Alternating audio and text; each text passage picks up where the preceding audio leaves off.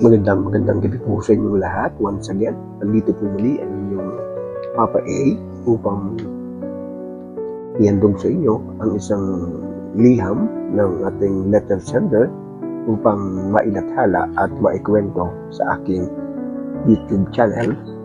Again, ang mga inilalathala pong kwento dito ay ipinapadala sa pamamagitan ng email at kung ano-ano mang source or resources na padala, pwedeng LBC, pwedeng JRS or kung ano pa man. Ang pinakamadali ay i-email. Nasa comment section po ang aking email. Pwede niyo pong padala ang inyong kwento at sa ganon ay mailathala po natin dito sa aking YouTube channel na pinamagatang Dear Papa A. Ang kwento pong tampok sa gabi ito ay itago po natin sa pangalang Jojo, no? Nakagawian po natin na hindi po natin binabasa ng full ang kanyang pinadalang letter dahil kung babasahin ko po ay aabot tayo ng 4 na gabi. Ito po ay 1, 2, 3, 4, 5, 6, 7, 8, 9, 10, 11, 12 pages. May inip po kayo, baka po ilipat po agad sa ibang channel. Kaya para hindi po kayo mawalan ng gana o mainip, ikukwento ko na po sa inyo yung buod ng liham kasaysayan na pinadala sa atin ng ating letter sender na nagpapatago sa pangalang Jojo. So ang naging kwento niya po ay noong nakapag-asawa nga po siya, nung siya ay 27 years old pa lang, nakapag-asawa po siya ng isang 25 years old na may anak na sa una na 8 years old na babae. Panungupahan po sila sa isang maliit na bahay sa bandang Cavite at siya po ay nagtrabaho bilang isang trabahador sa isang vulcanizing shop. Ang kanya pong may bahay ay nagtitinda-tinda ng mga kakanin na inilalakaw sa gilid ng isang eskwelahan na pang-elementarya. At doon nga po umikot ang kanilang pang-araw-araw na buhay habang si Jojo ay nanunungkulan sa isang vulcanizing shop. Ang kanya namang asawa ay tumutulong din na magkaroon ng hanap buhay sa pamamagitan po ng pagtitinda ng mga nilutong kakanin sa isang eskwelahan, kagaya po ng nabanggit ko kanina. Pagkatapos po ng 2 taon, sila po ay nabiyayaan ng isang anak na babae. At nung time na yon ay 10 taon na rin ang kanilang unang anak na anak naman sa pagkadalaga ng kanyang pangasawa.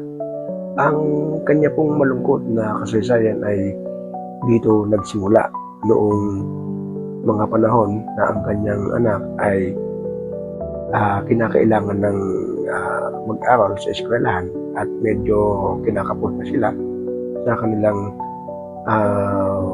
pinagkakakitaan.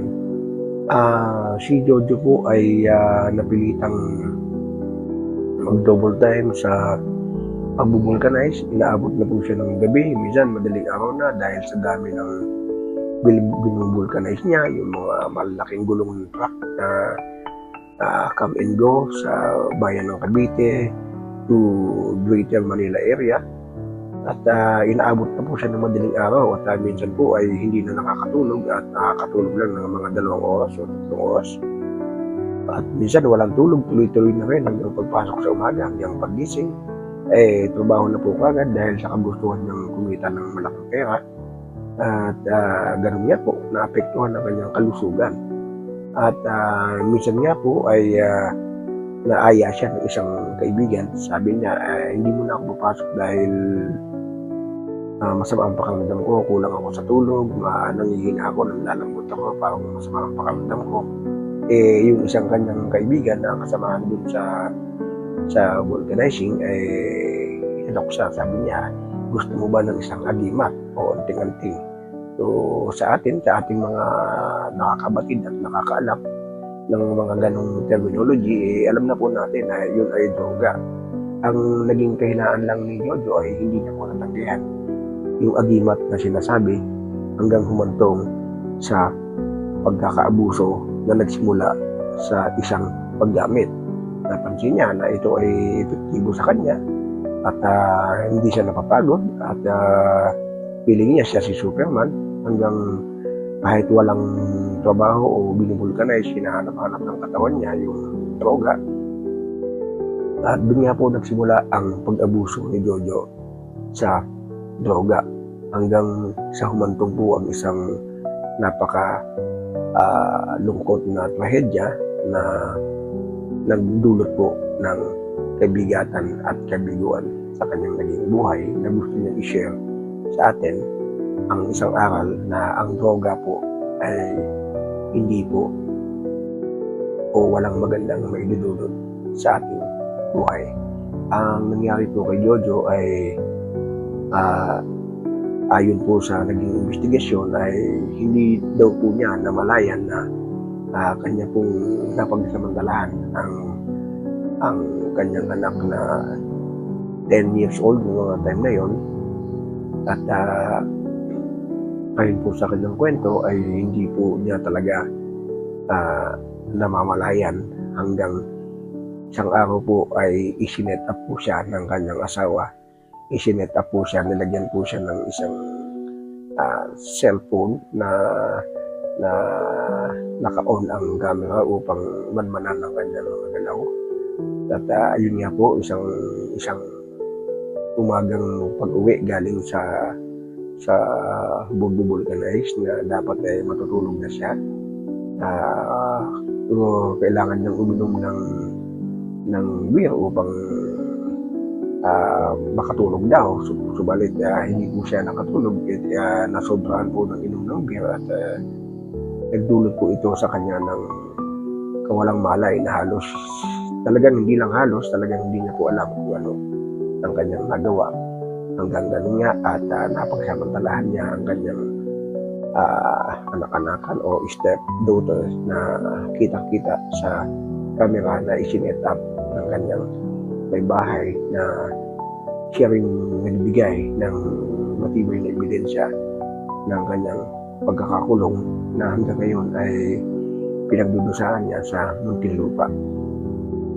Ganun guys, no?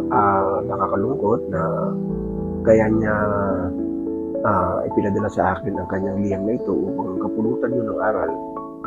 At huwag sanang gayahin o magsilbi sana itong babala sa lahat ng mga kabataan ngayon at hindi lang kabataan.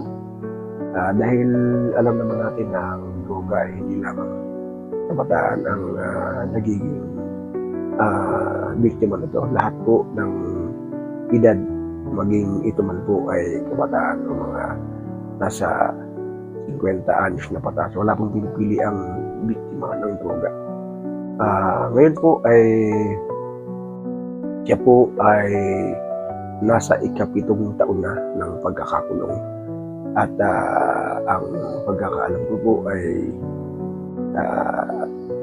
life imprisonment ang kanyang pinakaharap doon. Reclusion perpetua. Jojo, salamat sa iyong liham at sana sa lahat po ng makakapakinig at makakapanood ng video ko na ito na inilathala sa aking Dear Papa A YouTube channel ay magsilbi po ito sana isang babala, aral at leksyon. At ganun nga po ang nangyari sa buhay ni Jojo.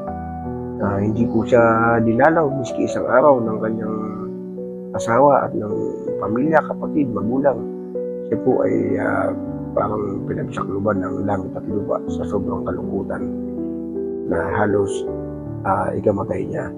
Sa ngayon po, si Jojo ay nakakulong sa Muntinlupa at nais niya pong ipabatid sa lahat na nung siya ay matauhan na at bumalik sa kanyang uliran o ulirat, no?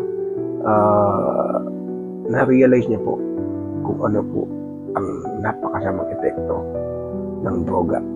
At ngayon po ay nais niyang i-share, nais niyang ikwento nais niyang paalalahanan ang lahat na huwag po natin sirain, huwag po natin hayaang sirain ng droga ang ating buhay. Ang ating buong pamilya ay ang pinaka-precious at pinaka-magandang biyaya ibigay sa atin ng Panginoon.